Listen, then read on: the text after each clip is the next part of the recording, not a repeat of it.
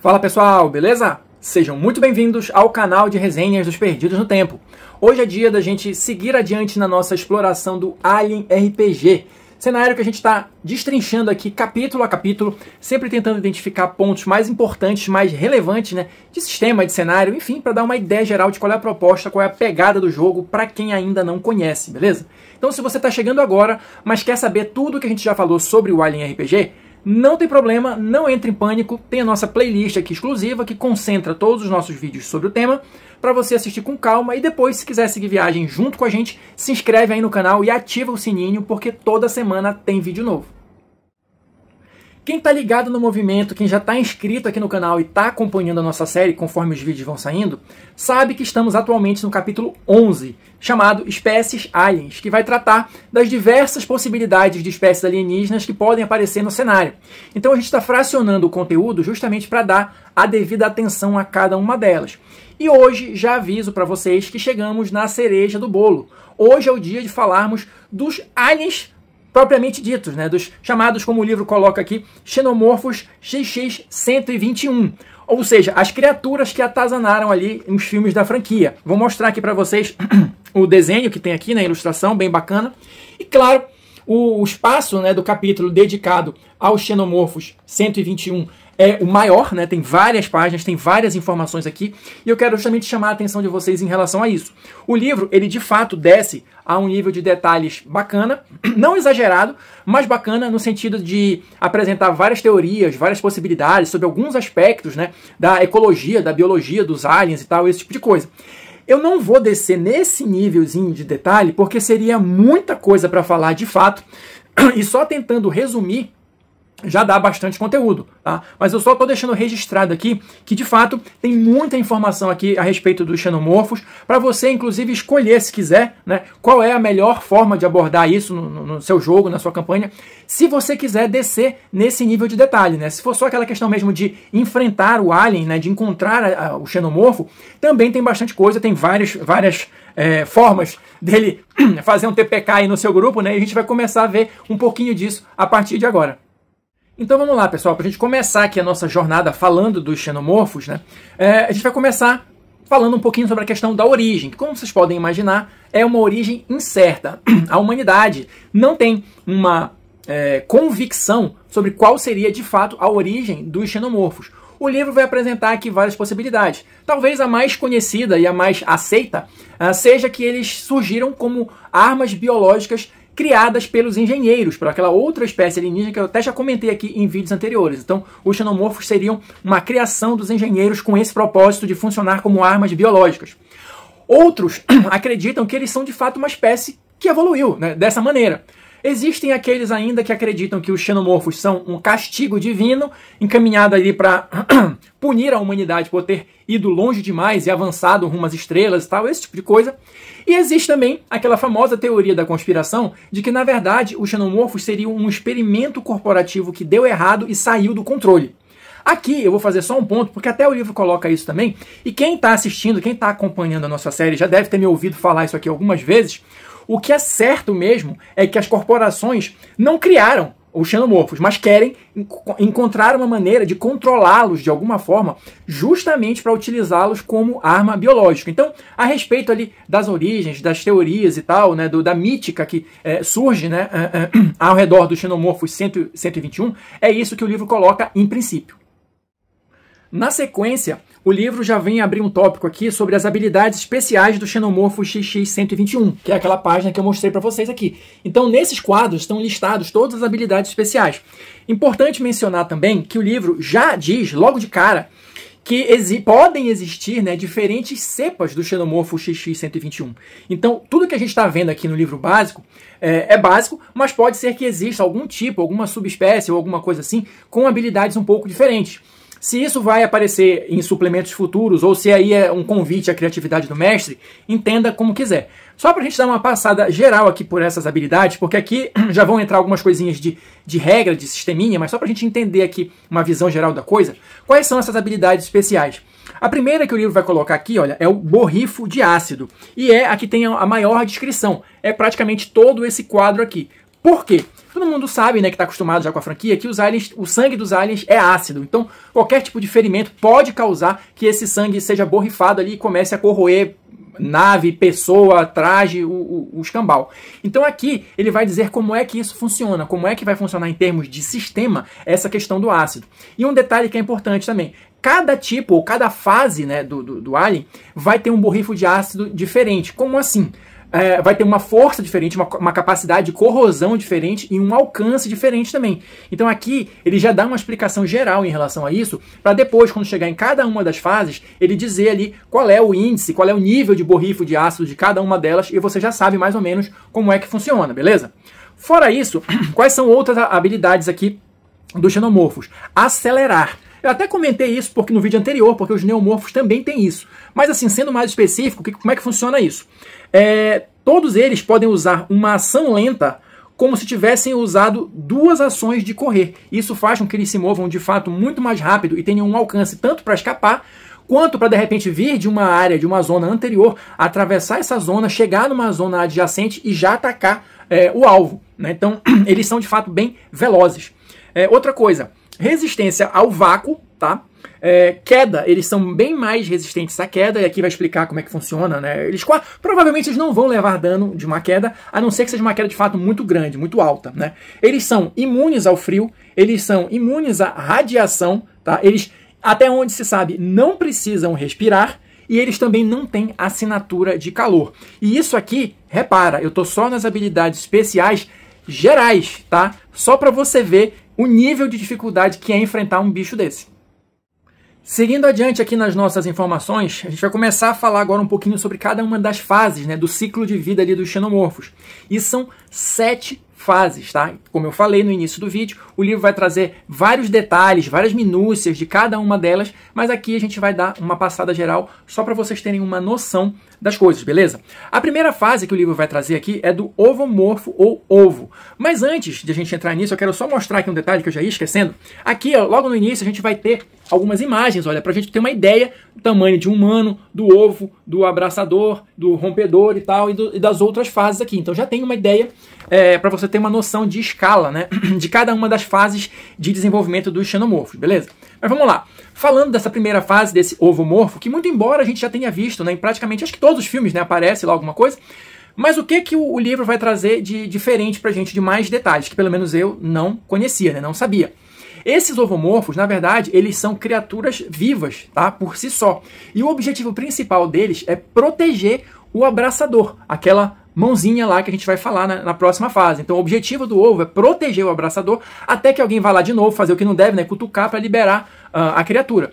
Esses ovos, eles são postos ou pela rainha, tá? Isso aí é o básico, mas tem uma outra informação que eu também não sabia direito, né, ou não tinha prestado atenção nesse detalhe. Um hospedeiro pode ser transformado num desses ovos, através de um processo que o livro coloca aqui, olha, como ovomorfização. Tá? O que veio primeiro, o ovo ou o alien, né? Então ele vai explicar esse lance aqui, mas basicamente o que é? Quando existe um alien que já está na fase de zangão, mais lá para frente, ele pode coletar hospedeiros para transformá-los nesses ovos, né? E continuar o ciclo de vida aí. Geralmente isso acontece na ausência de uma rainha, tá? Então, por isso que eu disse, aqui o livro ele vai descer nas minúcias, vai dar os detalhes ali da ecologia dos aliens e tal. Aqui eu tô só pensando algumas informações importantes, tá? Ó, vai ter em termos de sistema aqui também, como é que funciona, olha, quando o ovo se abre, os testes envolvidos ali para ver se o seu personagem já levou o Chico ou não, enfim, tudo tá descrito aqui. E vamos ter também as estatísticas, tá? Apesar do ovo não se mover, ele tem umas estatísticas aqui, porque tem essa questão desse ataque, vamos dizer assim, né, inicial. Então, tudo está descrito aqui no livro com detalhes importantes e suficientes para você começar a jogar. Avançando aqui para a segunda fase do ciclo dos xenomorfos, a gente vai ter o abraçador, né, que é aquela famosa mãozinha, né, que a gente vê nos filmes e tal. Qual é o lance aqui do abraçador? Ele é uma forma parasitária que também tem o objetivo de implantar a bactéria dentro do hospedeiro que vai dar origem ao alien. Aqui também é um daqueles pontos que tem as diversas teorias lá. Uns dizem que são espécies diferentes, a bactéria e e o abraçador, outros não. Tem alguns detalhes aqui para quem quiser descer nesse nível de minúcia. Mas o fato é que o objetivo do abraçador é justamente pular, né, na cara do hospedeiro, ou enfim, e implantar essa tal bactéria que vai dentro do corpo do hospedeiro se transformar, né, se transmutar na próxima fase do ciclo evolutivo ali dos xenomorfos. Outros detalhes interessantes aqui que o livro vai trazer. Ele diz que existem 3 tipos de abraçadores, né? O abraçador e o preto-abraçador, que são basicamente iguais em termos de características, né? Vão ter uma outra coisa ali diferente e tal, mas vão dar origens a tipos de xenomorfos diferentes. E o terceiro seria justamente o abraçador real, que vai dar origem a um xenomorfo com possibilidade de se transmutar em rainha, tá? Então, essa que é a diferenciação que o livro vai trazer em termos de regras, tá? Mas assim, de uma maneira geral, eles têm só diferentes características físicas, tem uma ou outra diferença ali em termos de habilidades e tal, a gente vai ter as estatísticas aqui, olha, de cada um deles, tá? Mas assim, o objetivo é sempre o mesmo, é implantar a bactéria lá para dar origem a um novo xenomorfo. Conforme eu falei no vídeo anterior, salvo engano, esse capítulo daqui pra frente, ele sempre vai trazer essas estatísticas, né, das criaturas, das espécies, e vão ter aqui os ataques, né, os ataques característicos de cada uma delas. Então, como é que vai funcionar? Cada ataque que o bicho fizer, você vai jogar aqui um dado para ver o que acontece, né? Então é sempre uma surpresa o que pode acontecer. E lembrando sempre, vários desses ataques podem causar morte instantânea dos personagens, ou no mínimo, né, uma rolagem de pânico ali, um ponto de estresse. Sempre vai ter alguma coisa nesse sentido, tá? Só para a gente fechar essa segunda fase, vai ter aqui também explicações sobre como é que funciona essa questão da implantação do embrião, como é que vai funcionar em termos de regra, tá? A questão da pessoa que é abraçada e tal, tudo vai estar descrito aqui, beleza? Então, detalhe não falta para você explorar essa questão dos abraçadores em detalhes, em minúcias. Na sequência, a gente vai para a fase 3 do ciclo dos xenomorfos, que é o famoso estoura-peito, rompedor Bambi ou diabrete. Tá? Temos aqui mais uma página falando deles, mas basicamente o que é? Quando o ciclo inicial ali se completa, o rompedor vai, claro, né, romper ali o peito, como o próprio nome diz, do hospedeiro e passar a viver fora do corpo dele. Vai ser uma forma de vida autônoma, vamos colocar assim. Esses 3 nomes diferentes também vão incorrer em algumas diferenças pequenas em termos de estatísticas e também em termos do que cada um deles é capaz de fazer. Então, o estoura-peito é aquele que a gente viu no filme lá, é o mais comum. O rompedor Bambi tem esse nome, enfim, né? Porque, segundo o livro coloca aqui, acontece quando o embrião, vamos chamar assim, se desenvolve a partir de uma criatura quadrúpede. Então ele passa a ter esse nome de rompedor Bambi. O diabrete, ele é tipo uma forma imatura ainda, não completamente formada do estoura-peito. E existe também o rompedor rainha, que é aquela mesma situação. É aquele que tem a possibilidade de, no futuro, se conseguir completar o ciclo, se tornar uma rainha, tá? Aqui a gente vai ter também algumas regrinhas em relação a isso, tá? E vamos ter, conforme eu disse também em vídeos anteriores, aqueles protocolos de contenção e extermínio, ou seja, algumas coisas que podem funcionar para deter essas criaturas. Eu dei o spoiler no vídeo anterior, vou dar o spoiler de novo aqui. Existem alguns detalhes diferentes, existem algumas minúcias, existem algumas coisas, né, diferentezinhas, mas de uma maneira geral, fogo. Use fogo, porque quase todas têm algum tipo de vulnerabilidade a esse elemento.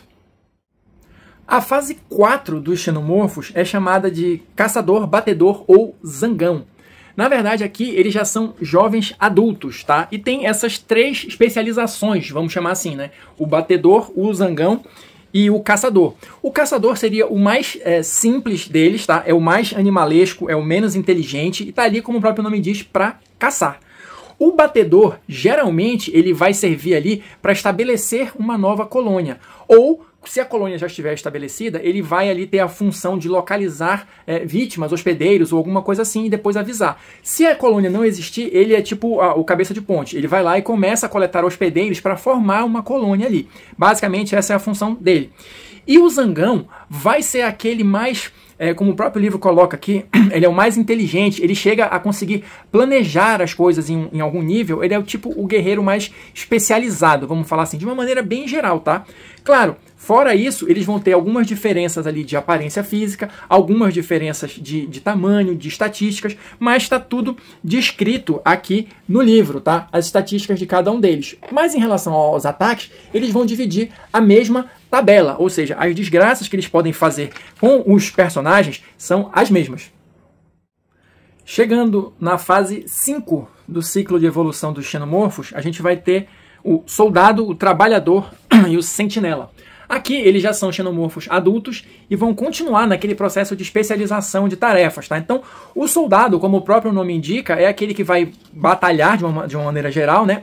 E vai ser aquele responsável por localizar novas vítimas, novos hospedeiros e trazer esses hospedeiros para as colônias para que eles possam ser impregnados por um abraçador. Ou seja, vai manter ali a continuidade da existência da colônia.